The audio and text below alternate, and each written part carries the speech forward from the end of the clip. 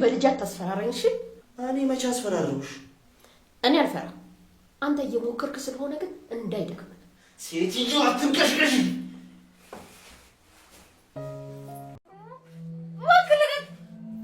እባክህ ልቀቀኝ። ርብቃ ዝም በይ እሺ። ምን ፈልጋ ነው? ቆይ እኔን? አዎ። ከኔ ምንድን ነው የምትፈልገው? ያለሽ ነው እንጂ እኔ ምንም የለኝም። ልበልሽ እንደ ያለሽ ነው እንጂ። እሺ ይኸው። ይሄ ምን ላድርገው? ያለሽን አላልከኝም እንዴ? ይሄን ያለሽ? አዎ። ምን ነው ሳህን ምናምን ትፈልጋለህ እንዴ? ወይ ጉዴ! ምንድን ነው እንዴ? ምን አይነት ቀልድ ነው? ሰራሁልሽ። ኧረ ዞር በይ በእናትሽ ሪች። አዙ ግን እንደዚህ ፈሪ ነሽ? እሺ አሁን እንዴት ነው የምተኛው? በጀርባሽ ነው። አትቀልጂ ሪች። አሁን በቃ ያቃዥኛል። እንዴ በቃ ህልም ከፈራሽ አትተኛ። ኡፍ ሪች፣ እንደዚህ ትከፊያለሽ? አይ አንቺ ማንኪያ። አዙ የምር ሌባም ቢሆን ግን ማንኪያ ነው የምትሰጪው? እና እንዴ አናትሽን ብሎ ነበር የሚወጣው። ያለሽን አለኝ ያለኝን መስጠት ነው እንዴ አዙ? ያለኝ። ሰላም እንዴት ናችሁልኝ? ውድ የርብቃ ድራማ ቤተሰቦች እንዲሁም የኔ ቻናል ተከታታዮች እንዴት አላችሁልኝ? እንኳን ወደ ቻናሌ በሰላም መጣችሁ። ርብቃ ድራማ እንግዲህ አሁን ላይ ማሚቴ ከታገተች 2-3 ቀን እየሆናት ነው። ነገር ግን ቤት ውስጥ እሷ እንደታገተች አንድም ሰው አለማወቁ እንዳይፈልጓት መንገድ ዘግቶባታል። ማሚቴን እንግዲህ አስገድደዋት ደህና እንደሆነችና ልክ ማስታወስ ስትጀምር የሆነች ጓደኛዋ ጋር እንደሄደች እሷ ጋር ለረጅም ጊዜ እንዳልተገናኙ አስመስላ እንግዲህ ተናግራ ስለነበረ አሁን ላይ ማንም ሰው እየፈለጋት አይደለም። ማሚቴ እዛ ናት ብለው ነገሩን ቢተውትም ነገሩ ግን አሁን ላይ በጣም ተካሯል ማለት ነው። እሱም እዩ ነው። እዩ እንግዲህ ከእስር ቤት እንዳመለጠ ሁላችንም እናውቃለን። ሌላ ጥፋት እስኪያጠፋ ድረስ እንግዲህ ፖሊሶቹም ይዘውት አልሄዱም። የት እንደሚደበቅ ይታወቃል። እና ቤልም ራሱ መጠቆም ይችሉ ነበረ። እዩ ማን ጋር ሊደበቅ እንደሚችል፣ መቲ ጋር ሊደበቅ እንደሚችል ያውቃሉ። ነገር ግን በጣም ነው የተዘናጉት። ሌላ ችግር እስኪያመጣባቸው እየጠበቁ ያለ ይመስለኛል። እዩ በራሱ ተስፋ የቆረጠ ሰው ስለሆነ አጥፍቶ ጠፊ ነው የሚሆነው። ስለዚህ ሳይጎዳቸው መቼም ቢሆን አይፋታቸውም። እናም እነሱ ደግሞ በጣም እንትን ብለዋል ማለት ተዘናግተዋል ማለት ይቻላል።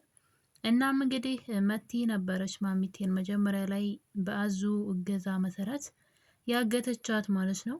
እና ከዛ በኋላ ግን እዩ ያመልጣል። እዩ ካመለጠ በኋላ ግን የመቲን እቅድ ለራሱ እያደረገ ይገኛል።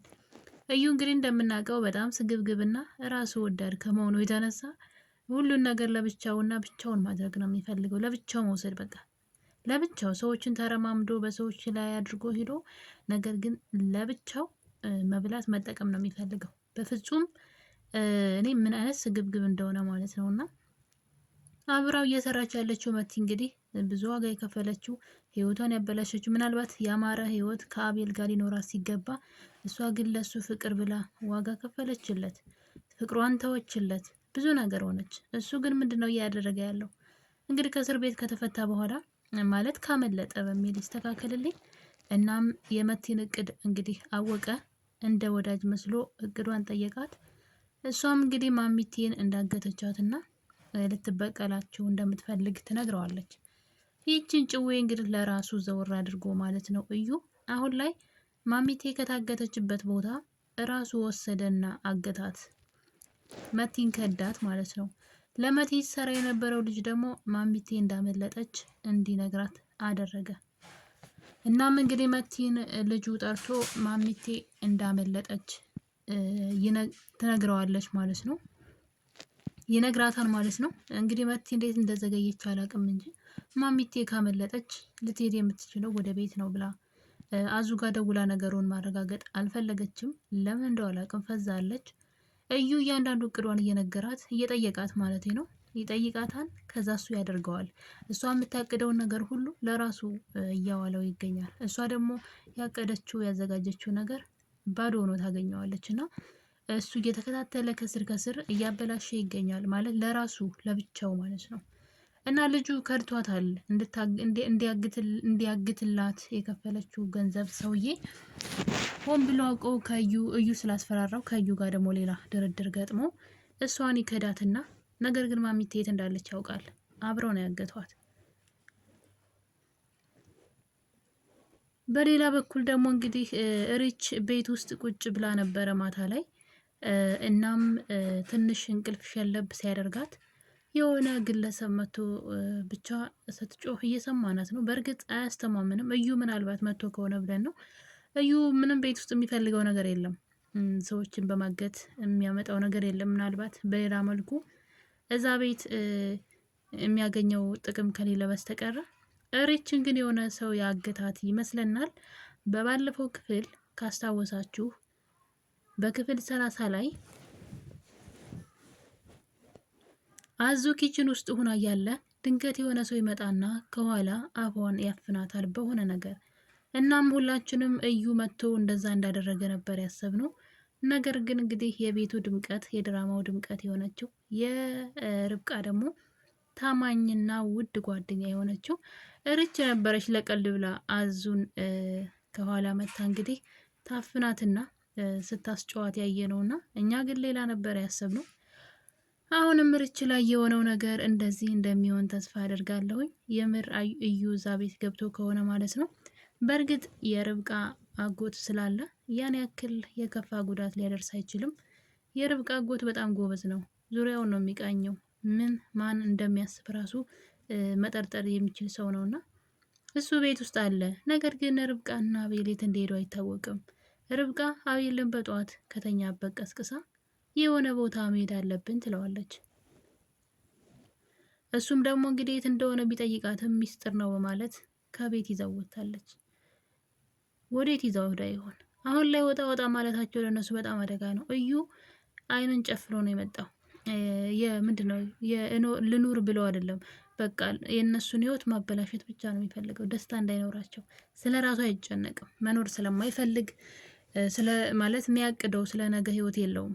ህይወቱ ምንም ነገር ለሱ ባዶ ነው እና እስኪሞት ድረስ ሰዎችን መጉዳት ነው የሚፈልገው በቃ። እናም አሁን ላይ እነ ርብቃ ላይ በጣም እየዛተባቸው ነው። ማሚቴን አግቷት እንግዲህ ማሚቴ ያለችበት ቦታ በመሄድ ልጇን እንደሚገላትም እየነገራት ነው። የሚፈልገውን ነገር ሁሉ ካልሰጠችው ልጅቷን እንደሚገላት እየነገራት ነው። በጣም ነው የሚያሳዝነው። ማሚቴ እንግዲህ አሁን ላይ የነ ርብቃን ሚስጥር አሳልፌ አልሰጥም ብላ ጨካኝ እንደሆነና ባለጌ ልጅ እንደሆነበት ስትነግረው ነበረ።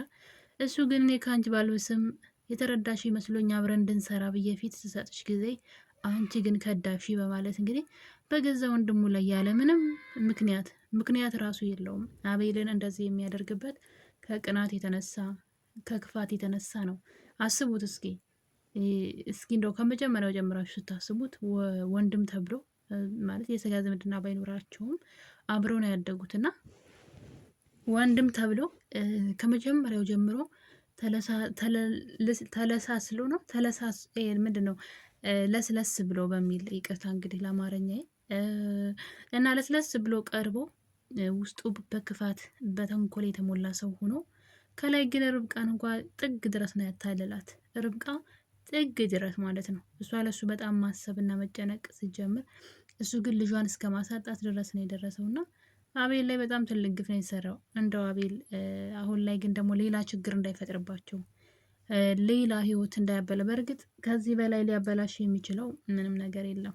ምንም ነገር ማለት የርብቃና የአቤል ልጅ መሞት አልነበረበትም። በቃ እሱ ነው ትልቁ ነገር። ምንም ሌላ የተለየ ነገር ምድር ላይ ሌላ ህይወት የለም። እሱ ግን ያ ልጃቸውን ግን አሳጥቷቸዋል። ምንም መተኪያ የማይተካ ያ ልጁን ራሱን አይተኩትም። ሌላ ልጅ ነው የሚወልዱት እንጂ የሞተባቸውን መተካት አይችሉም። እና የልጃቸውን ነፍስ ነጥቋቸዋል በቃ። እና ይሄ ይቅር የማይባል ማለት ነው፣ ሊስተካከል የማይችል ቤቱን ቢወስደው እነሱን የሆነ ነገር ቢያደርጋቸው ምናምን ነገ ውድ ነው፣ ነገም ቤቱ ተመልሶ እናየዋለን። ግን ልጃቸው ግን አይመለስም እና ያ በጣም ነው የሚያመውና ተግባሩ በጣም አደገኛ ምንድን ነው ስጋ የለበሰ ሰይጣን እንያዘው። እንደዚህ አይነት ሰዎች በነገራችን ላይ አሉ።